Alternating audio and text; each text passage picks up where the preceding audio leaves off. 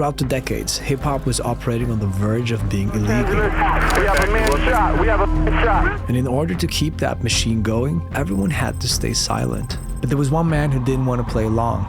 50 Cent. They doing it in his behalf. So he acts like he has no idea what's going on.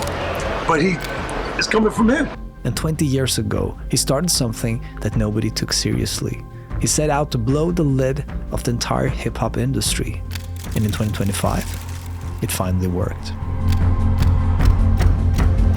It's much more fun to be his friend than it is to be his enemy. Let me tell you a story.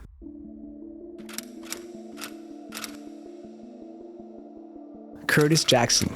He's a 24-year-old dealer trying to break into the rap game. It's May 24th, 2000. A man walks up from behind him and shoots him 9 times. At this point, Curtis has been dealing illegal substances since he was only 12 years old.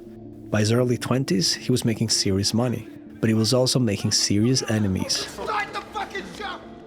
The shooting that nearly killed him wasn't random. Why'd the guy shoot you 9 times? Was it drugs or something? He was paid to do it. He was paid to do it? Yeah. Who would want to shoot you? Why were you targeted? You're such a good guy. It's my past. It was a drug thing? No, like a business thing? It's karma. We don't need to get into 50 Cent's past. We just need to know that this was a pivotal moment in his life. Because just weeks later, when his assailant Daryl Baum was killed, Curtis wrote, "Now it's clear that I'm here for a real reason. Cause he got hit like I got hit, but he ain't fucking breathing." Somehow Curtis Jackson survives. And when he recovers, he comes back with a new name, 50 Cent. At this point, he was done with the streets. Now, he was going to make it in music.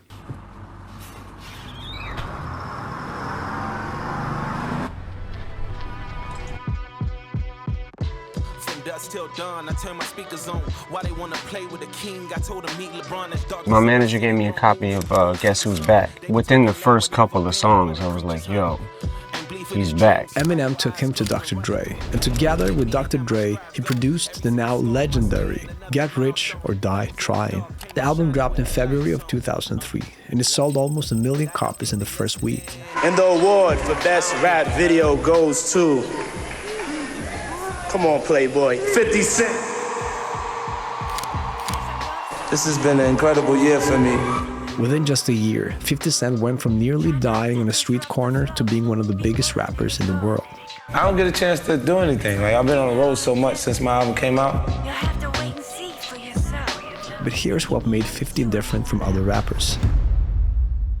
He didn't just sign a record deal and become an artist. He created his own record label called G-Unit Records. And by being signed himself, he of course kept full control, but more importantly, he kept full independence. G-Unit headquarters, we can check out some things I'm gonna take with me. Definitely going down right here in 2007. He also started other businesses outside of music. They launched a clothing line called G-Unit Clothing. He made a sneaker deal with Reebok. And I said, I want to sell water. And he was like what? Vitamin water! None of those other guys would do that. Shit. He invested in a vitamin water company called Glazo. In 2007, Coca-Cola bought Glazo for $4.1 billion, and 50 Cent's share was reportedly worth over $100 million. He also started to produce TV shows. He did a hit show called Power for Stars. He had multiple shows, multiple revenue streams. He's an artist, an entrepreneur, an actor, a director, a producer. He can juggle. He's great at Scrabble. He pretty much does it all. By the mid-2010s, 50 Cent had built an empire that had nothing to do with record labels. He didn't need radio play. He didn't long for industry approval. He had what very few artists ever get, independence. He wasn't tied to the same system that controlled other artists. And with that unique perspective, 50 Cent started to see something that bothered him. The hip-hop industry was corrupt. The paranoia from the experience of actually being hurt heightens your senses to everything, the possibilities of things happen. You start to approach the problem instead of run from it. And he decided that he wanted to do something about that. And he didn't start small. He decided to take on the guy on the very top, the biggest and baddest of them all. If you're famous enough, you get protected. People like lawyers, managers, and publicists protect you. But what about those regular people? We gotta take care of ourselves, and that's why we should use Incogni. For decades, the music industry kept secrets. Everyone knew, but nobody said anything. And today, there's a different kind of secret that most people don't know about. It's data brokers. It is upsetting. They're gnarly and they collect details about you, like who you are, what you like to do, where you buy stuff, and then they sell it to advertisers or even worse, to nefarious third parties like swindlers, fraudsters. And that's when you start to get the scam calls or the scam emails, or even worse, your identity might get stolen. But here's where Incogni shines. Incogni contacts all these data brokers on your behalf and legally demands them to remove your personal data. You don't have to do anything yourself. They just handle it for you. And it's not like they just do this once. They continuously keep monitoring these brokers to make sure that they don't put your data back online. It's like having a personal watchdog for your personal data. You can also send them a direct link to a specific site that you know is exposing your personal data. And their privacy experts will do everything in their power to remove it. So if you want to try it, use my link, incogni.com/AsaPark, and you'll get 60% off an annual Incogni plan. So you pay once and you'll be secure for a year. That's kind of a good deal. I know the sun is shining, but it's minus 15 degrees Celsius here. So let's get back to the video. Of gun possession and bribery charges, Sean Puffy Combs walked out a free man. In the 1990s, Sean Diddy Combs was the most powerful man in hip-hop. And he was willing to do whatever it took to stay on top, no matter who got hurt in the process. Diddy started Bad Boy Records in 1993, when he was only 24 years old. I didn't want to just make records. I didn't want to just make money. I wanted to make history. He signed Notorious B.I.G., who would become one of the greatest rappers of all time.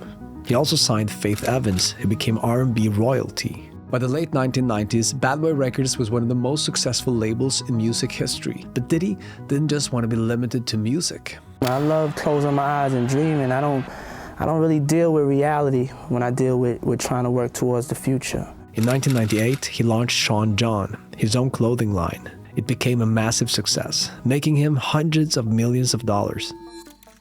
My alliance with Ciroc will revolutionize the spirits industry forever.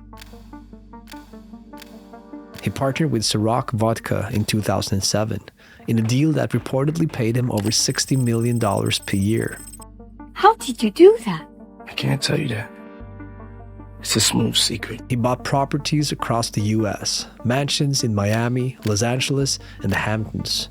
He became a real estate mogul. Now, this was what was going on publicly, but behind closed doors, something completely different was happening. Where are you going after this? What are you doing? You know what we doing, what we plan to do, girl. His exclusive white parties in the Hamptons became iconic. Everyone wanted an invitation. Jay-Z and Beyonce attended. Drake, Jennifer Lopez were regulars. Who's the person that's number one on that invitation list? Leonardo DiCaprio. For over 30 years, Diddy operated at the highest levels of power. He was untouchable. But as he reached the top, there was only one way left for him to go. Down. And here's where 50 Cent enters the picture.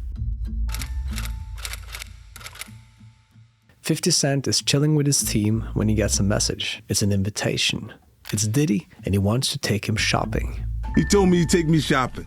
I looked at him like, what'd you just say? He said, I don't know, maybe I'll take you shopping and I get you some flash and you can give me the hood shit. And I was looking and I was like, let me just move away from him. While almost every other major artist and celebrity went to Diddy's parties, 50 stayed away. And over the years, he continued to call out Diddy every chance he got.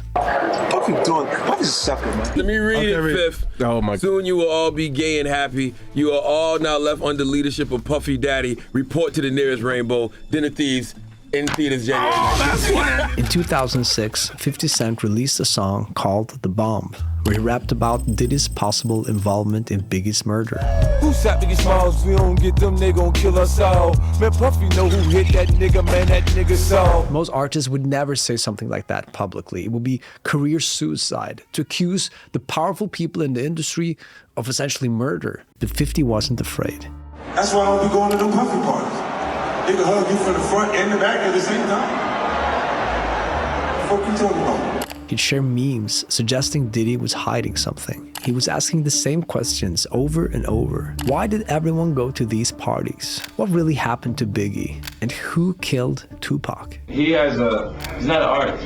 He has an album coming out. Yeah, but he's not an artist. See, an artist would be someone who actually wrote something, maybe. Well, 50 Cent knew exactly what kind of guy Diddy was, and he kept telling everyone about him. I see what you're doing. I see what you're doing, man. I see what you're doing. Nah, look at me, man. I see what you're doing. I haven't had issues with Puffy. I don't like him like that. Like, I don't like things that he would do. If it was on the street side like that, we would be actively doing things to each other. A lot of people felt like 50 seemed obsessed, that he was the one having issues. So nobody really took him seriously. In 2023, something has changed. A lawsuit filed against Sean Diddy Combs accuses the music performer and executive. Cassie Ventura filed a federal lawsuit against Diddy. She had been Diddy's girlfriend for over a decade. The lawsuit described years of abuse. She claimed Diddy forced her into what he called freak-offs, multi-day events where she was coerced into performing acts with other people while he watched and recorded. Okay, so you've handled several high-profile cases. What would your defense strategy look like? The people are about money. She simply wants money. She knows that Sean Combs has it, and she wants a piece of it. That's the first and most natural defense. And that's exactly what happens. Less than 24 hours after Cassie filed a lawsuit, they settled. Diddy paid her $20 million, and the case was closed. Today's a great victory. It's a great victory for Sean Combs. It's a great victory for the jury system. Well, it wasn't such a big victory because just briefly after, his house was raided by Homeland Security.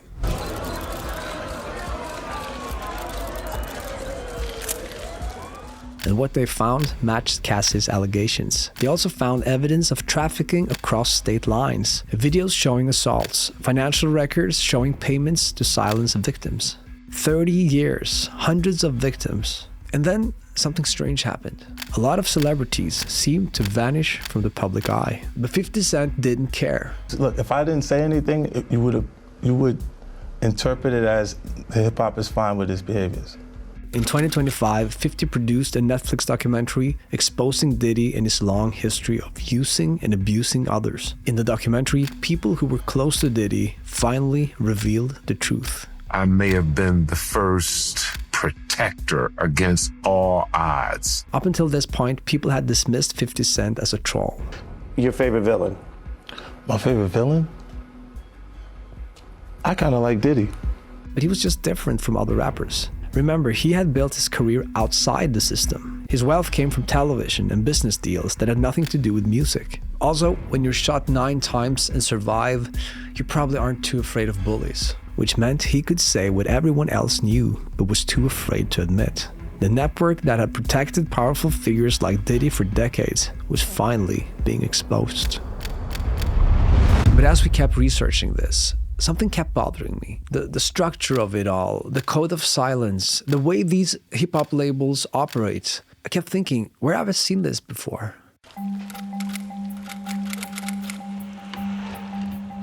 Oh, a long-lost leader. Somebody must owe him money. The Mafia operates with a very specific structure.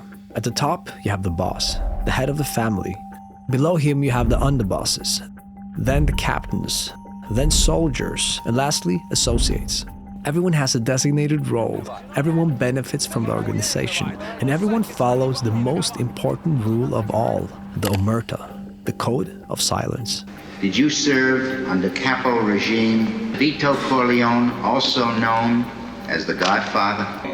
I don't know nothing about that. You don't talk to the police, you don't cooperate with investigators, and you don't testify against the family. Break that rule and you're done. And you learn the 2 greatest things in life. Well, never rat on your friends and always keep your mouth shut. This system has protected organized crime families for over a century. Now look at the hip-hop industry. At the top, you have the mogul. Below him, executives and managers. Then artists and producers. And at the bottom, you'll find the entourages and the associates. Everyone in the organization has their place and benefits from the structure. And there's one unbreakable rule that everyone follows. Don't snitch. It's because he's an informant. He's a rat, a snitch, you know. And they're more important to the police on the streets than and here. A rat is the lowest you can go. A rat will do anything. You see, hip-hop was built on breaking the law from the very beginning. In the 1970s, DJs from the Bronx started to loop breaks from records, taking James Brown's drum solo, taking the bass line from a funk track and mixing them together. That's called sampling. Let's take James Brown for instance. James Brown was Spanish, James Brown was old. Rap and sampling made James Brown new as a... In sampling, although it's a cool tool, it's essentially just copyright infringement. One of the major reasons why rap music is so successful is because of the background, not the rap. And therefore, I think the guys who created that background and who created that acceptance, they should be paid. The entire foundation of hip-hop was essentially built on illegal activity. And then, of course, came the mixtapes. DJs recording over existing beats, rappers freestyling over someone else's instrumentals, distributing tapes on street corners for cash. None of it licensed, none of it legal. The music industry tried to stop it. The major labels sued. Radio stations refused to play hip-hop. The establishment called it noise, not music.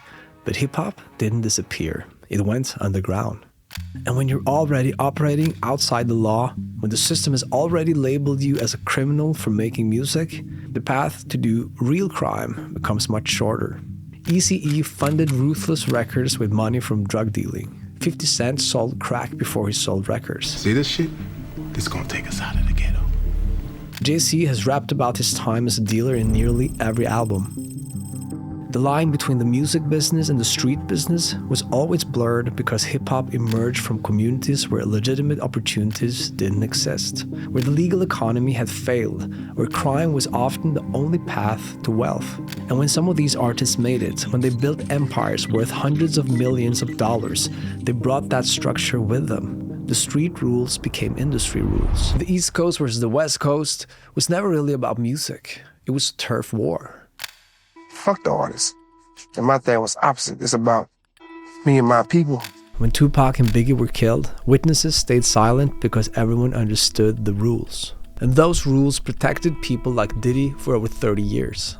Do you know who was responsible for the killing of Tupac Shakur? No, I don't. I think that Sean now had a lot to do with the death of Tupac. But here's what history has taught us about omerta. It only works until someone breaks it. One person breaks the omerta and the house of cards collapses. And 50 Cent was able to gather a group of whistleblowers and produce a documentary that shines a light on the shady side of hip-hop and the kingpin who had been able to exploit the system better than anybody else. The empire that had taken decades to build came crashing down in a day. We need more people like 50 Cent, because I fear there are still many people like Diddy in the world, but maybe not enough 50 Cents. I guess the question now is who's next? What other titan is one lawsuit away from collapse? What other empire built on secrets is just waiting to fall? Well, let me know in the comments. And if you like this video, I promise you will love that one. And check out Incogni through the link in the description, incogni.com/AsaPark. And as always, be curious.